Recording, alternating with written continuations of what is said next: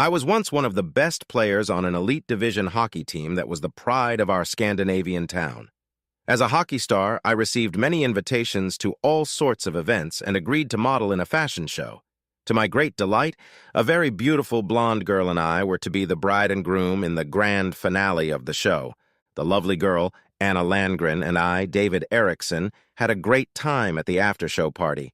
In fact, so good that I found her in my bed the next morning, and we continued to share that bed every night after that. It was an enjoyable time for Anna and I because we were invited to a lot of great events and parties. Anna enjoyed it very much. When we wanted to get married, there was a problem. I had a nice house, a decent amount of money, shares in several successful companies, and an expensive car, while Anna only had clothes and lots of shoes. After several arguments, I got Anna to agree and sign an agreement stating that everything we owned before the wedding would remain the owner's private property. Anna finally agreed because the main reason for our big wedding was lifelong true love, not a lucrative divorce. We had a good marriage until a few weeks ago when Anna started avoiding sex on Tuesday, Wednesday, or Thursday nights under strange excuses. At first I didn't care, but then I asked her if something was wrong and she denied everything. It was one of those days when I was in a bad mood because everything had gone wrong the day before, and Anna had once again denied me sex. Even the weather was bad, cold, windy, and rainy, and that added to my bad mood.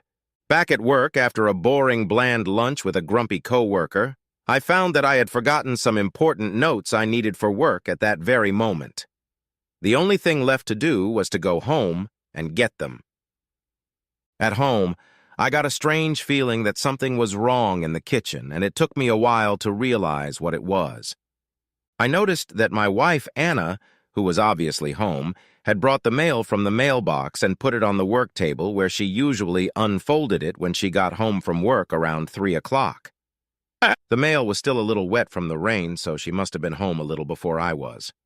Since our relationship wasn't on the up and up that day and she never came home during work hours, I was curious if she had rejected my attempts at sex the previous evening because she had slept with someone else on her lunch hour. An inspection of our bedroom revealed that everything was exactly as I'd left it that morning. But a quick glance into the spare bedroom left me astonished. There was a gold-plated lighter lying on the brown carpet under the bed. Neither Anna nor I smoke, and it was clear that a smoker had been in that room probably no more than half an hour before me. Now I had a strong suspicion and decided to find out what Anna was up to, so I put the lighter where it was found. No one smoked in the house, and if Anna's guest was a woman, she kept the lighter in her purse, and it was unlikely that she had any reason to take it out of there. So all indications were that the lighter belonged to a man and had fallen out of his pocket while he was doing something on the bed in the spare room. It wasn't hard to guess what it was. Back home from work, the evening went on as usual, but neither of us mentioned being home during the day. When Anna plugged in the show she usually watched, I went to the spare room and found that the lighter had disappeared from the floor, but wasn't lying anywhere I could see it, neither in the spare room nor in the kitchen. Toward evening, I pretended that I had some important work to do before I went to bed. So Anna had gone to bed before me and was already asleep when I got to the bedroom.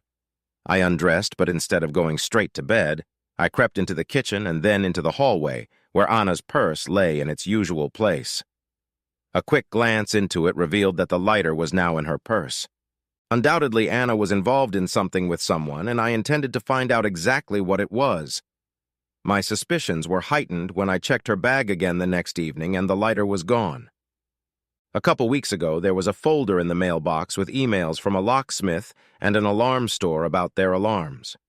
I was interested in a small alarm detector with a camera the size of a smoke detector. It had a prepaid cell phone card and could send alarm messages and pictures to a cell phone.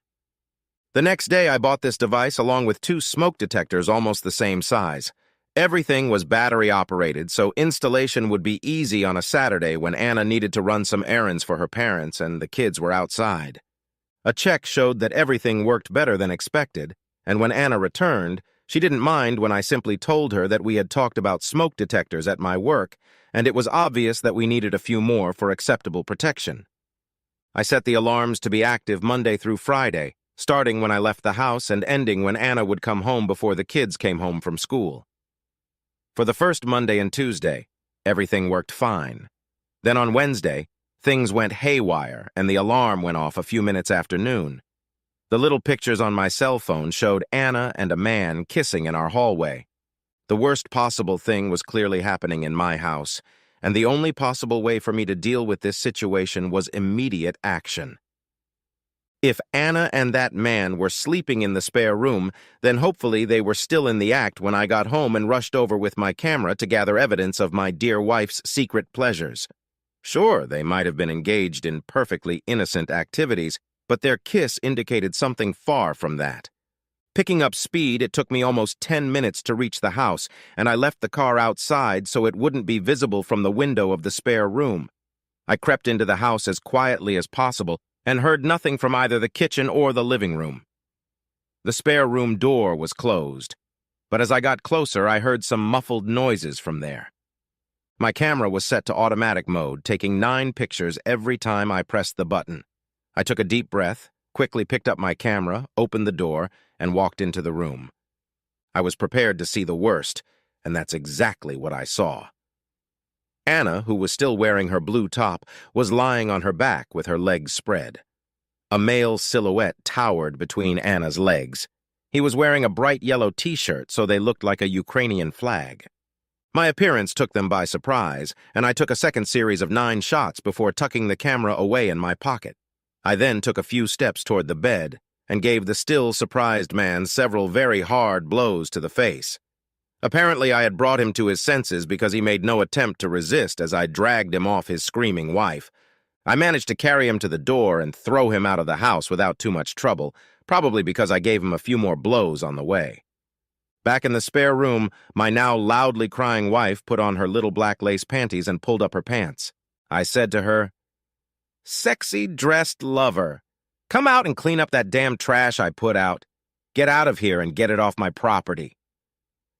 My sobbing wife tried to tell me the standard nonsense for such cases. "I'm sorry, and I can't explain how this could have happened because I didn't do it intentionally. I promise you this was the first and last time I do something so stupid. Please forgive me." I picked up her lover's pants from the floor, ran my hand into my right side pocket, pulled out a gold-plated lighter, held it out to her, and said, "Don't lie to me, bitch, because I know for a fact that today was the same procedure that happens every week in this room." When Anna saw the lighter, she realized that I had seen it a week ago and had made a valid point about why it was under the bed. Now she screamed, "Oh my God!" Anna's lover was a co-worker of hers named Richard Gillendahl. I met him and his very beautiful wife at a dinner hosted by one of Anna's bosses. A glance at his driver's license found in his wallet told me everything was correct. It even showed that he was 8 years younger than Anna. After that, I told Anna to go out to Richard with his clothes. She did so, and a few minutes later they left in her car. I called work and told them I would stay home for the remainder of that day and a few hours the next. My marriage was in pieces, so I had no reason to let that cheating asshole Richard live in a happy marriage with his beloved wife. Action had to be taken as soon as possible. Despite the strong temptation to sit in the most comfortable chair with a bottle of raw Jack Daniel's Rockstar whiskey that I had won in a raffle at my job, I decided to fix the necessary things first and leave the sadness for later. The first order of business was to upload the camera shots. While most of them were okay when viewed in the camera, one of the last pictures was great on the computer screen. It showed both faces. It was a very humbling picture for both of them. The second thing I did was to call the bank where Richard's wife worked. When she answered my call, I simply told her the truth about what Anna and her husband were doing in the spare room. She gave me her email address and I sent her a picture. My next step was to find a list of phone numbers and email addresses of employees at Anna's work, which I knew she kept somewhere in our house. It turned up in one of her drawers. I sent the picture to 10 important people in the office where Anna and Richard worked. The first of the expected phone calls came 10 minutes later. It was a call from Richard yelling, "What the hell are you bloody idiot doing? Rest assured I'm going to make you regret this." I replied, "What the hell are you doing? You made a big mistake and you have to pay for it." He shouted again, "I'm going to sue you." "Why the hell are you whining? You want Anna? You got her and you can keep her forever." He hovered. The next call was from a crying Anna. "How can you be so cruel to me?" My reply was short. "Who's cruel? Don't you think it's a cruel humiliation for me to discover my wife cheating on me in my own home? It's a damn cruel humiliation." Anna ended the call. Sure, sending out photos of cheaters to a lot of people was unpleasant, but I didn't regret what I had done, simply because I didn't see any options for revenge. I fought for my reputation. I worked hard to become the star of our hockey team, respected for never stepping out of line, no matter how famous or rude the players we faced. Although it had been several years since my last game, I was still very popular with our team's fans and our younger players. A man to look up to, a man who through hockey had gotten everything a young hockey player could ever dream of. If I had let some asshole screw my beautiful wife and not avenged it, my reputation would have gone from being an admired sports star to a pathetic wimp and a laughingstock. Not my way of playing games. The problem wasn't that I'd been too hard on Anna and Richard. No, the problem was whether my actions were harsh enough for the public to consider them acceptable revenge. Although the tiny picture for sex had only been mailed to 11 people, I was sure that within a short time the whole town would know about it. Then a third phone call rang. It was Anna's mother, who said that Anna was a mess at her house and would be staying there for a while, so it fell to me to take care of the kids. After that, she started blaming me for what I had done to Anna. I promised that I would take good care of our children, although no one knew for sure if I was their real father or not. As for Anna, I told her that she should ask her own whore daughter why she had such a problem. My mother-in-law had never liked me, and this phone call was unlikely to reinforce her positive feelings about me. Later that evening, I received a fourth call about Anna's cheating. It was Marie Gillendahl asking what I intended to do and if I had any more pictures. I promised to send her all 18 pictures and told her that I planned to get a divorce because cheating on my wife could hardly be construed as a one-time affair. Marie said Richard admitted that his affair with Anna lasted 5 weeks and had sex in my house 7 times, and Marie sees no way to avoid divorce in her and Richard's marriage. A few minutes after Marie's call, the doorbell rang and Anna's mother appeared on the doorstep. I let her in, and she told me that Anna would stay with her for a week so that I could have a chance to calm down. I replied that I was cool as a cucumber and would file for divorce the next day because I now knew for a fact that Anna had been sleeping with Richard in my house for at least 5 weeks, but probably much longer. Anna's mother turned pale and stopped her nagging of me when she saw the photo of Anna and Richard naked. Epilogue.